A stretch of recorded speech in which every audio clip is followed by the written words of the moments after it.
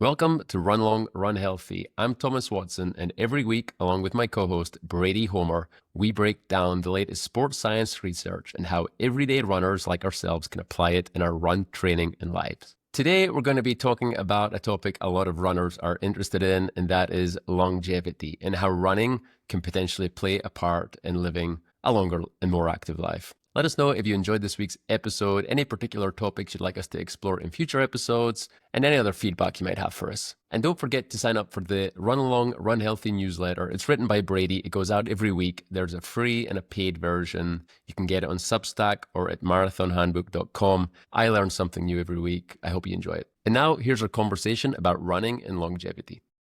Brady, how are you? I'm doing well, Thomas. How are you? I'm good, thank you. So today we are going to cover longevity and running. And this is a topic that I'm personally pretty interested in, but I'm pretty sure most runners are generally interested in learning a bit about this, and they probably think about it a little bit, both in terms of how can your running potentially help you lead a longer life, and also I think about it in terms of how can I keep running for longer in my own life, which then will probably prolong my life, hopefully. So you've got some studies you've picked out. We've got some interesting data to get into. I guess a good place to start might be, what does the science say in terms of, what do we actually know in terms of longevity and what actually helps us live longer? Gosh, where should I start? It's funny. I think longevity is really like this buzzword in the health space. And as you mentioned, I think it can kind of mean two things. When runners think longevity, and even kind of the goal of like the Run Long, Run Healthy newsletter and podcast is how can people run for as long as they can, stay healthy. So longevity in the sport. How long can I last in the sport, performing at a high level or just performing, at a recreational level for enjoyment? But then longevity in, the health space, in the podcast space, is living longer, maximizing lifespan. You have these guys like Brian Johnson trying to live to 150 and extend maximum human lifespan by doing all these crazy things. So they can mean two different things. I think, what do we know about longevity from the perspective of helping us live longer? Unfortunately, I think not a lot. It'd be great if we knew more, like what supplements are going to help us live longer, which diet can we eat to help us live longer. There's some speculation, but in reality, the science isn't very definitive on a lot of things. And that's simply because studies in humans, if we actually want to do them, they take a long time. And other than that, we just basically have association stuff. So like, do people who live longer, they tend to eat this type of way, or they tend to, not smoke, or maybe they have a couple glasses of wine every week, or they engage in these types of exercise. So pretty much the best we've got is people who live longer tend to do these things. Now, of course, we have studies, in animals that can show, if you exercise, then these mice, live longer. If they take this certain supplement, they live longer. But in terms of what actually makes humans live longer by extending maximal lifespan, we don't know a ton, but I do think we have a good idea of what can help you kind of achieve your maximum potential lifespan, which each of us, I think, have.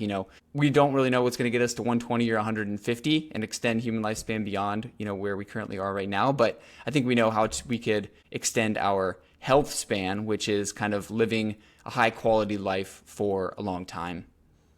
And how much of a role do we think physical activity plays in what we know about expanding our longevity to our personal maximum potential? I would say that physical activity, exercise, however you want to frame it, we probably know more about that than any other intervention, and it's probably the single best intervention. We'll call it, I guess, an intervention, but it's really just a lifestyle habit. The single best thing that's going to help you live not only longer, but also better. I mean, there's really nothing that comes close to the benefits of regular physical activity. And of course, the counterpoint to that, you'll sometimes get people saying, this woman lived to be 120, some woman on a weird island over in Greece, and she lived to be 120 and never ran a mile in her life. Well, of course, those are the outliers that we have. Every single intervention and every single studies where people are exercising compared to being inactive, it shows that they're healthier. if you exercise, you're going to live longer, hands down. Now, of course, that doesn't mean to say that, somebody might get lucky. If they don't exercise, they could also, live longer than you if you exercise. But again, if you want to extend your personal lifespan, your health span, exercise is the single best way to do that. Now, of course, there are certain thresholds above which, it might start to be detrimental, and I'm sure we will talk about that. But in regards to, living better, exercise, I think, is the best thing that we've got evidence for at this point. And yeah, the podcast is called Run Long, Run Healthy. So we're going to focus on how runners can think about using running to maximize their longevity. But before we get into that, it's probably worth talking about the potential downsides or perceived negative effects of doing a lot of running on your longevity. I mean, one, I think you hear a lot of this old wives' tale of running's bad for your knees, which I think's been pretty much debunked. I'll let you touch on that. But secondly, we hear about, I'll let you explain it, but basically potential heart conditions that can come up after many years of persistent endurance exercise. Why don't you tell me about that? As with anything, doing too much exercise could potentially be detrimental. Now, of course, people who do a lot or extreme exercise are certainly outliers. Most people need to do more physical activity, and that tends to be the problem around the world, not the other way around. But of course, there are people who overdo it. I'm sure plenty of people who listen to this podcast right now have overdone too much, done too much running over the course of their life at some point. So yeah, you mentioned the potential negative heart effects. The knee stuff, I think it's pretty much been dismissed. The osteoarthritis, like runners tend to actually have better knees than non-runners. If you look at kind of all of the evidence, so it's going to stave off, it's good to know. Bad knees. So yeah, good to know. Debunk that myth right now live on camera. So with regards to the heart issues, there's kind of this story that keeps getting updated, which is interesting, and it's something I've actually written about. Whenever I see something new on it, I try to cover it because it's a topic that I'm invested in, not only because I'm a runner and a male, and I will discuss why that's important, but a runner and a male who does a lot of endurance running and have my entire life. It kind of, I feel like I have an investment in this and I need to be aware of the data, but also just because I think it's interesting and it's interesting to share with other people. So the story is there have been some cohorts that have been studied, typically, between, 20 and 100 men when you look at any single one of these studies, and they're lifelong exercisers. They're masters athletes. They say lifelong, but, most of these guys actually started exercising in their 30s and their 40s, and I think that's an important point that I'll probably talk about. But essentially, they're doing a lot of physical activity, so 10 to 20 hours per week of vigorous endurance exercise. Sometimes that's cycling, sometimes it's running. It's a mix of the two. But your typical masters athlete doing a lot of high intensity training. And what they show when they image the hearts of these guys is that they have higher levels of something called coronary artery calcification. Also, it's abbreviated CAC. Essentially, you have plaque that builds up in arteries, and it's a risk factor for cardiovascular disease. So typically, if you have someone with heart disease, coronary artery disease, they have a lot of this plaque inside their arteries. And you wouldn't expect that from people who are very healthy, but paradoxically, in these endurance runners, there have been, reports that they have higher levels of coronary artery calcification compared to people who are maybe sedentary or do less physical activity. So there's kind of this U-shaped curve where if you don't do any activity, you probably have a lot of calcium. If you do a moderate amount of physical activity, you probably have no calcium, ideally, or maybe just a little bit. And then if you do a high level of physical activity, you get a lot of calcification. And so the thinking is that all this high level endurance activity, it's stressful on the heart. It's causing inflammation. It's causing fibrosis. Acutely physical exercises, it would look detrimental. If you measured somebody's levels of like inflammation and biomarkers after a marathon race, you would think that they had, need to go to the ICU because they had like a heart attack or something like that. So in these high level endurance athletes, they're like, oh, maybe this is a concern because it's putting them at risk for cardiovascular disease or perhaps dying from sudden death. And yeah, I think it is concerning given that the coronary artery calcification is kind of a risk factor. One of the nuances, though, in these studies, and not to get too deep into it, is that they tend to have levels of plaque that are more calcified as opposed to a different type of plaque, which is a little bit softer. And the theory is that these calcified plaques in the endurance runners aren't going to rupture. Basically, if a plaque ruptures, that is kind of what causes a heart attack. The plaque in your artery breaks off, clogs the artery, stops blood flow, you have a heart attack. But if it's calcified, it's kind of harder, and so maybe it's less likely to rupture. And that is what's used to explain why the endurance athletes actually tend, or appear at least, to suffer less from cardiovascular disease or cardiovascular events. So despite having all this plaque, what the studies would show is that they're not dying more of heart disease than sedentary people or people with less plaque. So yes, if you exercise a ton, you might have more calcification, but you might actually, and most of the data would actually show, you're at a lower risk of heart disease compared to the general population. So it's protective in a way, and it might be more of a benign kind of risk factor than something that's malignant, I guess, to use those two terms. But I think the story it's kind of evolving, which is interesting. And I don't think, this is my bias coming out here maybe, but I just don't think we have enough evidence right now that would say, oh, if you're a high level endurance athlete, you need to stop doing it at this point, because you just have evidence of guys, they have some calcification and maybe some atrial fibrillation, another risk factor for high level endurance athletes, but they're continuing to exercise healthy into their 70s, 80s, and 90s without apparent, symptoms. And so I think that's all the evidence you need right there to show that there's something else going on here besides just exercise more, you're at greater risk. So it's a biomarker that usually would be a red flag, but at least you could say there's a question mark over whether it's such a concern for people who have developed it through decades of endurance. And I guess my question is, have you got a rough idea of the type of volume that these guys would be doing that builds up this plaque, this calcification? Yep.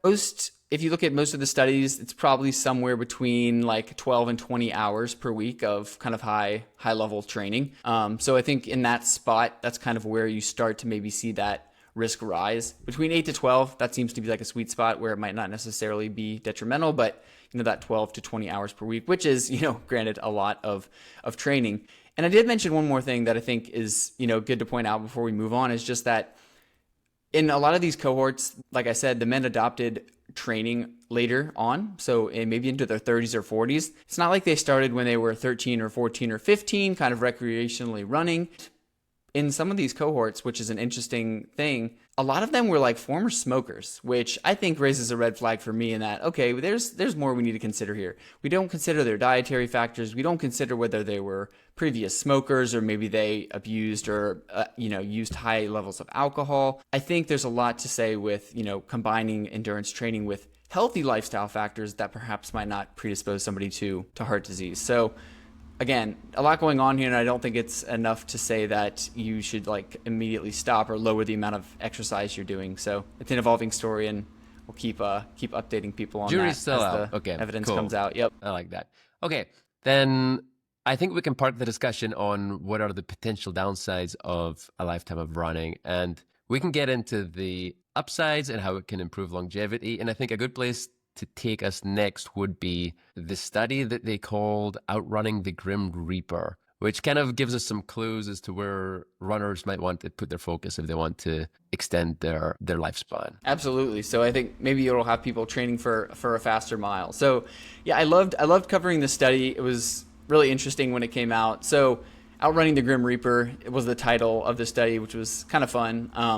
What they did was they took the first 200 men to ever break the 4-minute mile barrier. And they wanted to know, do they have a longevity advantage? Do they live longer than normal people who didn't break the 4-minute mile barrier? So they took the first 200 men to do it, some of whom are still alive. I think out of the 200, I think 60 had died, so around 140 in the study were still alive actually at the time of the study. And what they did was, they had available death records, and they calculated the average age of death of these sub-4 milers, and they compared it to the general population. So just people basically who live around the same area, just demographic data from people who are similar to these 4-minute milers.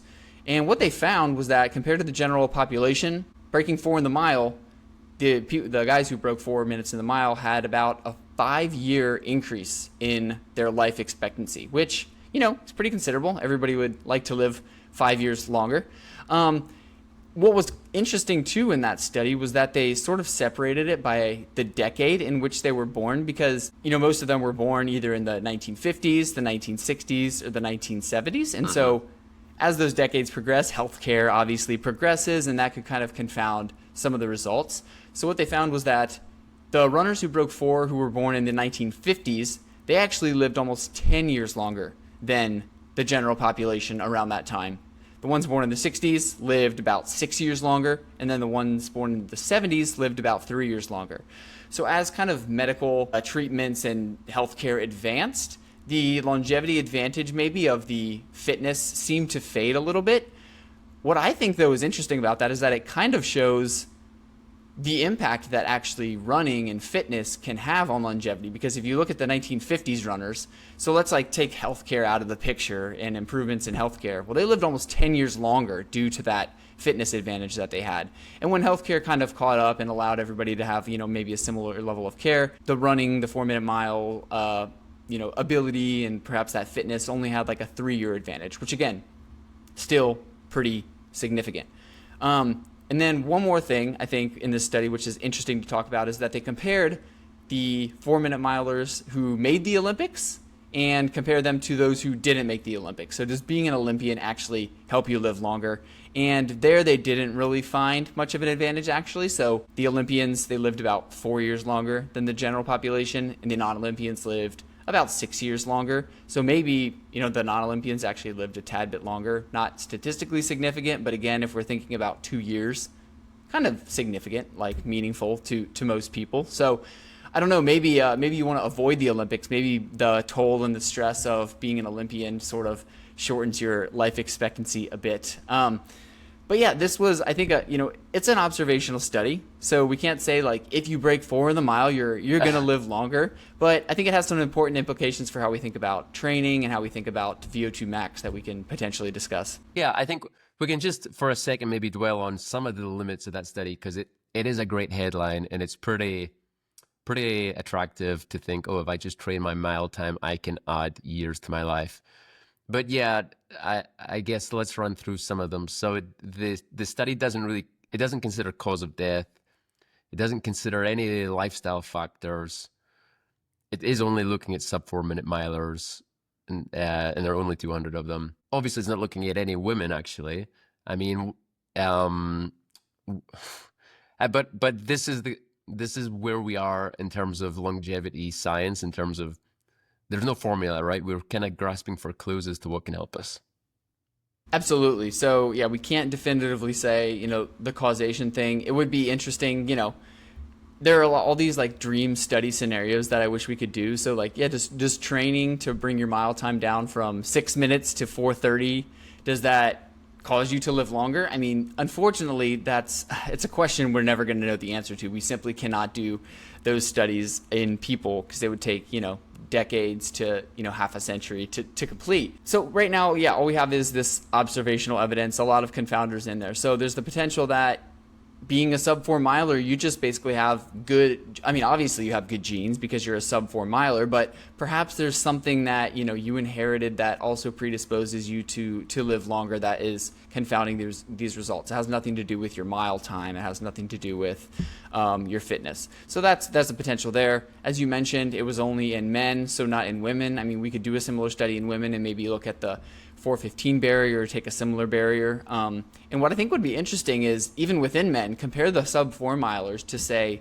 a 5-minute mile. 200 men who broke 5 minutes in the mile, who granted, probably have a similar level of aerobic fitness, but perhaps aren't training as intensely because they're not at that level. I think that would be really interesting to do, because it would bring us back to this story of maybe the extreme exercise, and maybe sub 4 is detrimental. Maybe the sub 5 milers live 12 years longer than the general population. It'd be super interesting to know.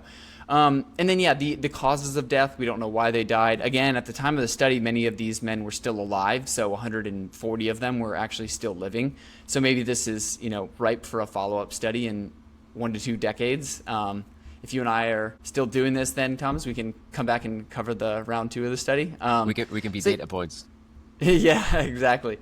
I'd be happy to contribute. I haven't broken 4 in the mile, but I'd be willing to donate my data to science. So yeah, we can't automatically say that if you train to run a faster mile that will make you live longer, but I think there's some compelling reasons to think that bringing your mile time down, could indirectly, contribute to your longevity. And that gets us on to VO2 max, which I'm going to let you make the argument for this being probably the most important trait that links those fast milers with longevity.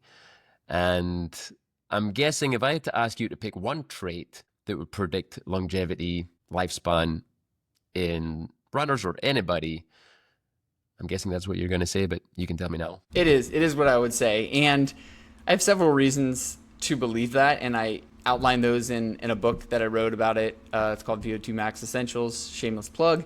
So VO2 Max, for those who may be unfamiliar with the topic, it's just your body's maximal rate of oxygen consumption. So how quickly you can take in oxygen or take in air, I guess, from the environment via your lungs, distribute it throughout your body, how your heart pumps it throughout your body, and then turn that oxygen into usable energy as ATP. And it represents, I just think it's so highly functional, and that's why I think it's tied to longevity, because it represents this integrated ability of your body to take in oxygen, deliver it, use it for energy. So it's all of your body systems. It's your lungs, it's your heart, it's your blood vessels, it's your mitochondria. You cannot game having a high VO2 max. If you're fit, you're fit, and that will be reflected in your ability to produce energy using oxygen. It's much better than something, say, like, and I could go on a whole diatribe about this, but something like grip strength, which people will often say, yeah, grip strength is a great marker of longevity. Well, my 60-year-old uncle who drinks 12 beers a week and weighs 250 pounds, he probably has a high grip strength. I don't think that means he's going to live longer than me because he has a higher grip strength. But with VO2 max, how often do you see a super unfit, unhealthy person with a high VO2 max? It's very rare. So that's kind of my, again, my bias is coming into play there. VO2 max, the strength versus the aerobic fitness component. But it's why I think it's an important marker of longevity and why it has this strong association with longevity. So there are several studies now just spanning decades showing that having a higher VO2 max reduces your risk of all-cause mortality. So that would just be your risk of dying from any cause, cardiovascular disease, of course, but other diseases as well. Being in the third, kind of for your sex and age, appears to be the best. So there are studies showing, I think, being in the top third of VO2 max compared to the bottom third for, again, your category. So you're based on your age and sex, associated with about a 45% reduction in all-cause mortality. And then studies also showing, sort of a dose response between fitness and longevity. There was a great study, I think, published, it was almost a decade ago now, where they basically just categorized people as poor VO2 max, below average, average, above average, and elite. And in this graph is awesome. You can just see this nice, like with every category, you just have a reduction in the risk of all-cause mortality during the follow-up period, showing that in at least that study cohort, which granted sort of a less fit population. I think the maximum VO2 in that study was like 50, but basically this nice dose response association. The fitter you are, the longer you'll live in that study. And then others showing that increasing VO2 max is associated with reductions in all-cause mortality. I think one metabolic equivalent increase in VO2 max, so 3.5 mLs per kg per minute, or 3.5 points on your VO2 max score is how you could think of it, reduces all-cause mortality by around 19%. Those are just, three studies. There are plenty more, but there's no study that I've seen that shows higher VO2 max is detrimental to longevity. And I'm sure that there's a point where it levels off, where say, if you have a VO2 max of 65, does going to 80 actually improve your longevity? Maybe not. If we go back to this study that we were just talking about the 4-minute milers, they did not report the VO2 max or the sub 4-minute milers, but if you do a bit of digging into, okay, well, what kind of VO2 max do you need to run a sub 4 mile? It tends to be somewhere or between 65 and 75. If you look at sub 4 milers from other studies that have been characterized in their VO2 max, somewhere between 65 and 75. And I think that probably represents like an upper limit. I don't think you have, somebody with a 75 and somebody with an 85 is going to necessarily live longer. There's probably diminishing returns maybe at some point, but the higher the better to some degree. Yeah.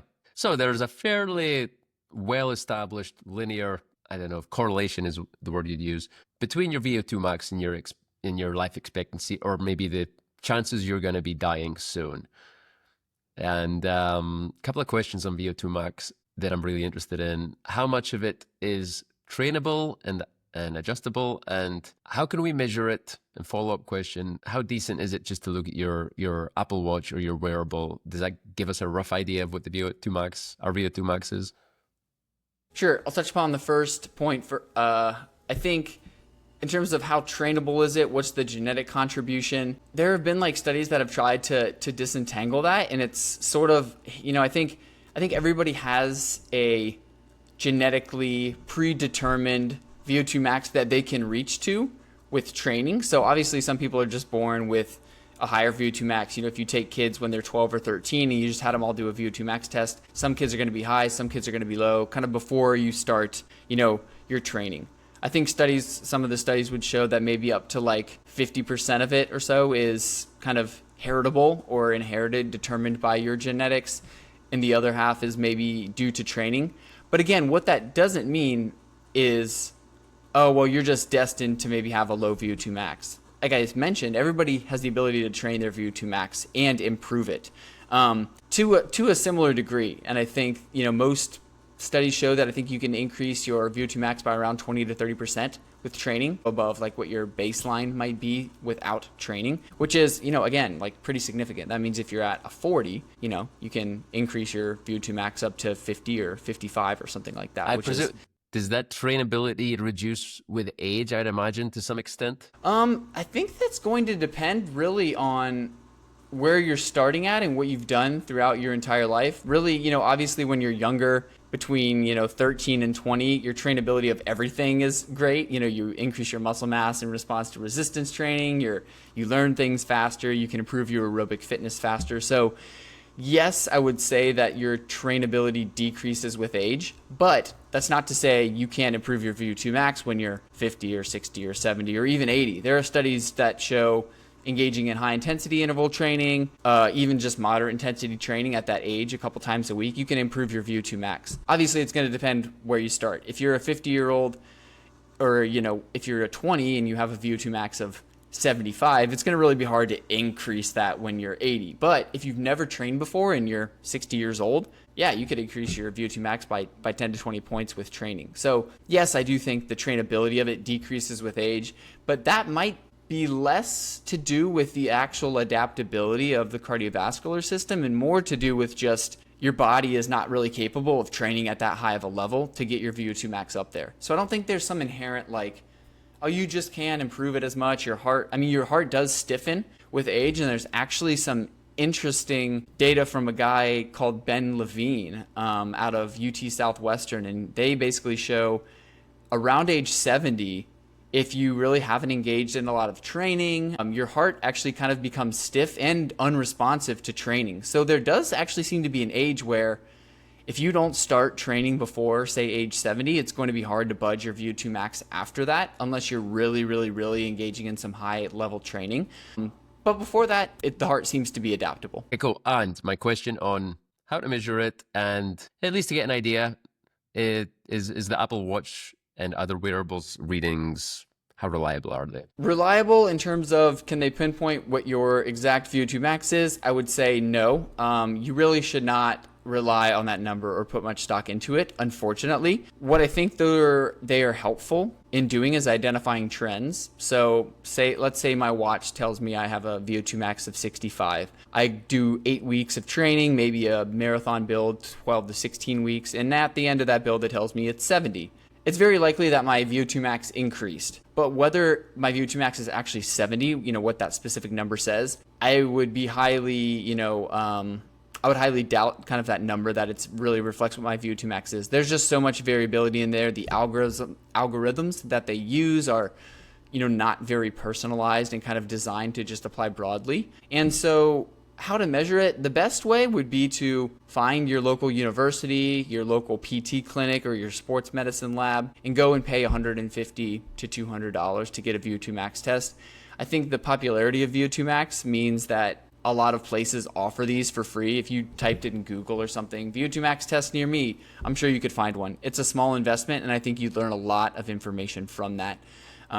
Even where I live, I could go get one tomorrow if I wanted to, which is pretty great. that would be what I would recommend if people are really interested. If you really want to know what it is, go get a test, go do a maximal treadmill test. Second best way would be to do some sort of field test. So like a 12-minute Cooper test is what it's called. Essentially, you're going to go to a track, you're going to run as far as you can in 12 minutes, and then essentially you'll plug your how far you ran into a calculator. You can just Google it online, and it'll spit out a VO2 max number. And these calculators are pretty accurate because they have a lot of data. They've been used for decades. The Cooper 12-minute test, there's so much population-wide data on there that if you feed your number in there, it's probably going to give you a pretty good idea of what your VO2 max is. A lot of wearables also have this programmed into them as well, though. So I think in my Coros watch, I can do a fitness test. It's 10 minutes, and I'm basically going to it's going to have me run as far as I can in 10 minutes and give me some race predictions, give me my VO2 max score. So all that is to say, do something where you're actually engaging in an activity, and then your watch or your online calculator spit you out a number. Yep. Not just something that is taking your data from some runs and calculating a VO2 max. So again,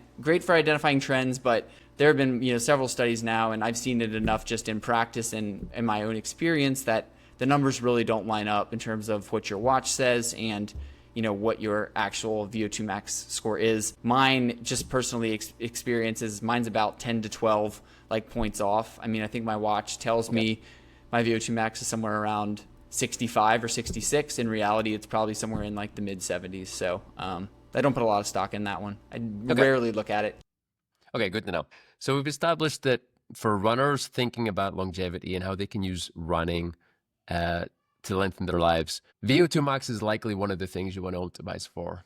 And we've established how you can potentially measure it. But now, how do you train it? If I'm starting to think about this in terms of how do I just want to maximize my VO2 and my VO2 max in my running, what kind of run training is best for that? I think that most runners, we could talk about it in two ways, because I think most runners, they want to maximize their VO2 max, obviously, but they're also concerned in some ways with performance and sustainability. So they want to run a fast marathon, they want to run a fast 5K. If your sole goal was to improve your VO2 max, you didn't really care about performing well in the 5K, you weren't training for a race, my recommendation would be, you're going to do high intensity interval training 2 to 3 times per week.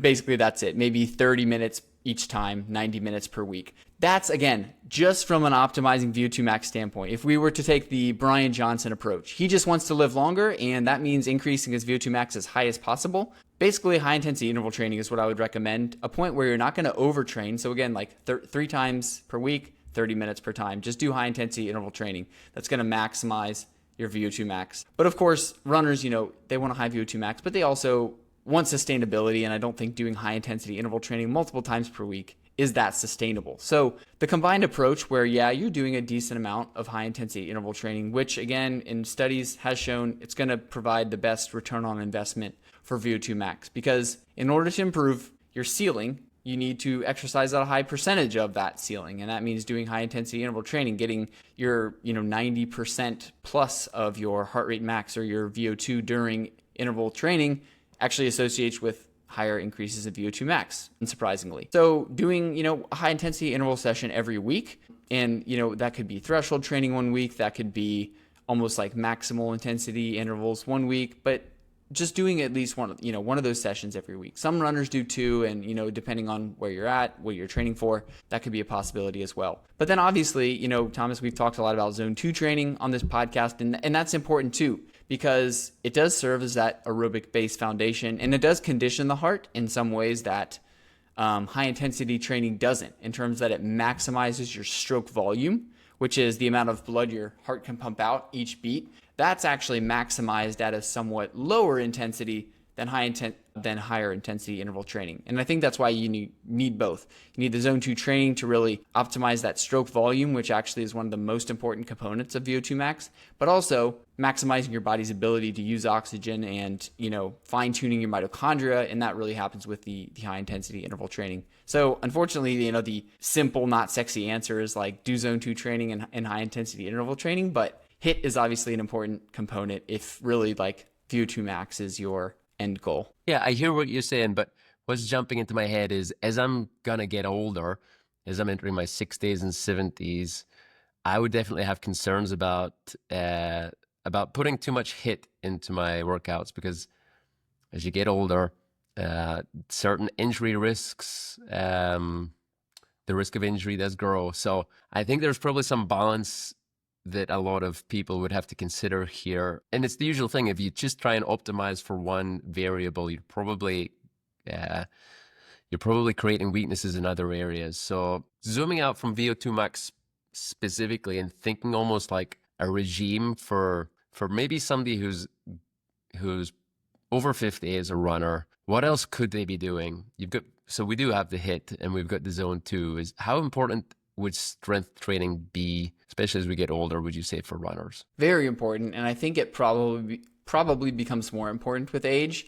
You see younger runners in high school and college kind of get away with maybe not doing a ton of strength training because your body is strong. But if you are older and you do want to maintain running and maintain, doing some high intensity interval training, I think one option for high intensity interval training before maybe talking about the strength training would be change the modality. So if you do want to do some high intensity training, maybe get on a stationary bike, or maybe get on an elliptical, or maybe swim. Those are all forms of high intensity training you can do that don't involve running, that could kind of lower the impact, but also get your oxygen uptake high. But yeah, with regards to strength training, very important, I think, as you age, just to keep your body strong. I mean, keep your muscle mass up, which is obviously important for injury prevention.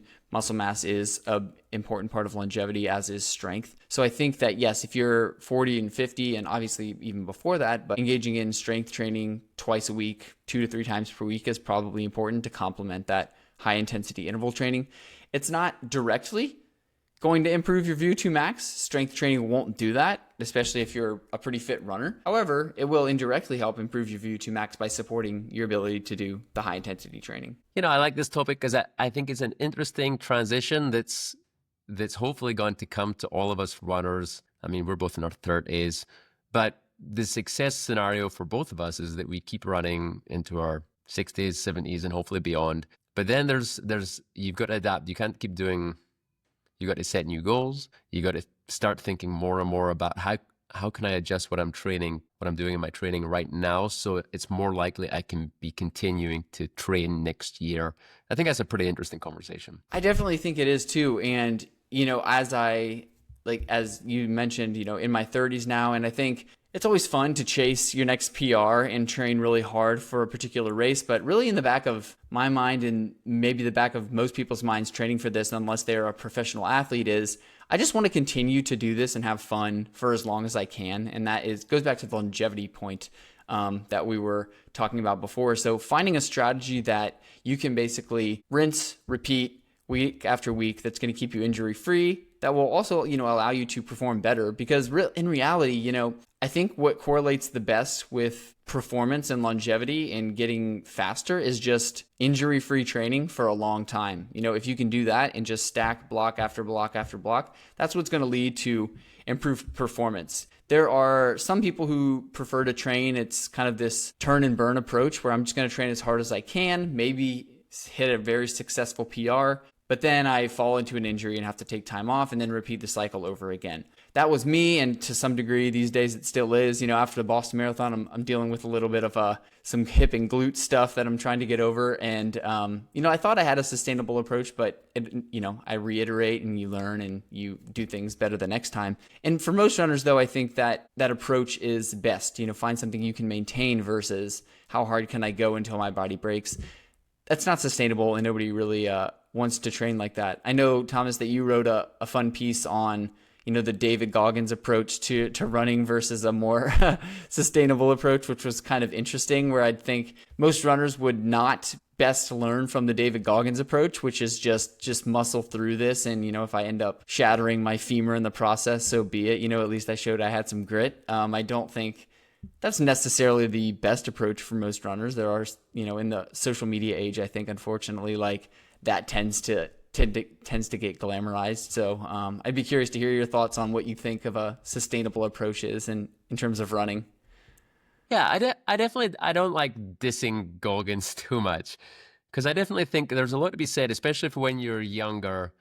Going after big goals and chasing after them and taking risks sometimes it can be really beneficial. It can be a really fun thing to do, and it can transform who you are and set things up for the rest of your life. I think the key thing is And maybe this is where I am in my running life right now, or not. I don't know. The key thing is, are you going to be somebody who can then find contentment in running when you know that that stuff's behind you, and find interesting things to chase, and just find joy in running, which I definitely do. I don't know about you, but I've met, like, just on the circuit in the last few years, I've probably met 3 or 4 guys who were previously very competitive, known runners that basically don't run anymore because when they were young, they were maybe a lot of their personality was tied to the results that they achieved. And once their competitive days were over, the thing they got out of running, they no longer got. And I don't think that's not going to be me. I just think I've got a different personality. But I always see that as the kind of that's what you want to avoid. Running can be this gift that can help give you a long life, and it can be something that can give you stuff as you get older. So you definitely want to find balance and find ways to keep it as part of your life. It's the Yeah, general idea. I like how getting kind of like philosophical here, but I think I agree, and it's something that's kind of this switch that I think has flipped in my mind lately. Where yeah, I think I just ran a 2:24 marathon at the Boston Marathon, and I was elated at that. It was a goal that I had worked for during the training block and kind of set my sights to, and I accomplished it. But the crazy thing is about it is that I think a lot of people maybe even me to some degree now, like you kind of define yourself by your marathon time. It's like, oh, I'm a 2:24 marathoner now, which is all good. But the thrill of running that time at Boston, it lasted maybe 2 weeks. And after that, it's kind of like, okay, on to the next thing. What's next? And so to me, what that shows me is that I'm not exactly getting what's really giving me contentment in the long term with my running is not the time that I ran at my last marathon. Yes, it's great because you need to set those goals, achieve those goals, and now I have that PR to my name forever, at least until I set the next one, which will hopefully be pretty soon. But it's not as gratifying, I think, as the thinking back on all the training I did to get there or thinking about the training that is to come. So if I were to just run myself into the ground to run the fastest marathon as possible, and then I'm not able to run again for 6 to 8 months because I'm just like shattered and broken, to me, it's not worth it. I ran a great time for what? I mean, I didn't win an Olympic gold. I ran a fast time, which is great. But so I don't find as much joy in the time of, granted, it's great to run fast, but I find, and this is so cliche, but it's like the process is really what matters. And so I try to enjoy that as well, because then when you get to race day, say you don't have the best race, say something goes wrong, or maybe the weather is just bad and you don't run a fast race. Okay, well, everything else though that happened in that 12-week training block, all the enjoyment of training, of like the training and the fueling and the learning stuff, that also was beneficial in and of itself. And I think you have to learn to enjoy that and not just say, outcome focused. It's like more process focused. Again, I hate to be like cliche because that seems to be like the theme these days. It's like it's about the journey, not the destination. And like it's I hate to be that kind of person, but it really is true when you start to think about it. Yeah, and that was my realization in writing that piece, that there's this mindset that you can apply to races or mini training blocks, but you can also zoom out and basically put it across your whole lifespan that you're going to be running, and that's it's kind of thinking about creating practices that's going to keep you running for the whole period and enjoying it. It's thinking in decades as opposed to months and weeks. What can I be doing in my 50s, 60s, and 70s that's going to make running fun and interesting and make me want to keep doing it? Yeah, and I think that's one of the fun things to think about is that each decade, whatever, you can try a new approach, try something that works and reiterate and think about your framework in regards to how you're going to train, whether that's cross training, running, strength training. It's a lot of fun to think about this stuff. And, the longevity, it is just interesting to, I think when it comes to longevity and just thinking about, what you want to be able to do. Peter Attia, the doctor, podcaster, he has got a nice framework where he talks about back casting. So, in this, let's tie this just into VO2 max. It's like, okay, if you're 80 years old, you want to have a VO2 max of 30 when you're 80. Let's say it declines by 10% per decade. Mm-hmm. What does my VO2 max need to be now? And you can kind of calculate that, and that can kind of inform your training. And I think that's an interesting approach to take. Yeah, that's pretty good. Write your own obituary and then aim towards it. Yep. Okay, that was good. So I don't know if I'm going to be able to train for a sub 4 minute mile, but I'm definitely thinking much more about VO2 max after this. So thank you. Absolutely. Yeah, I think the days of me running a sub 4 minute mile are behind me. But I said at the beginning of our podcast, like running a faster mile might not actually make you live longer. But I think that as we talk about it, yeah, I think if indirectly, if you are, maybe you've trained for a 5K or a marathon in the past and want to set a different goal. One, it could be kind of fun to run a fast mile. But also, if you work on running a fast mile, maybe you improve your mile time by 45 seconds or something like that. That likely will translate to an improvement in your VO2 max on the way to getting there. And you'll probably get stronger. And I think these things do, tying this into our longevity discussion, all these things do have a great correlation with longevity. And so, if the mile time may in fact be a great kind of longevity biomarker, I think if you're able to keep your mile fast as you age, maybe do a mile time trial every single year and just see how you progress. That could be an awesome way to, other than VO2 max, to kind of track your fitness. And because it's sort of this anaerobic, somewhat strength-based like running, as opposed to something like a marathon, it could have pretty good utility. So let's bring the mile back in 2025. Bring the mile back.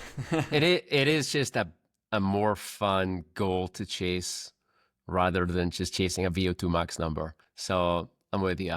Faster miles. Absolutely. Cool. Okay, Brady, thanks for your time. Let's leave it there. Thanks, Thomas. This was a fun discussion. Cheers. Until next time.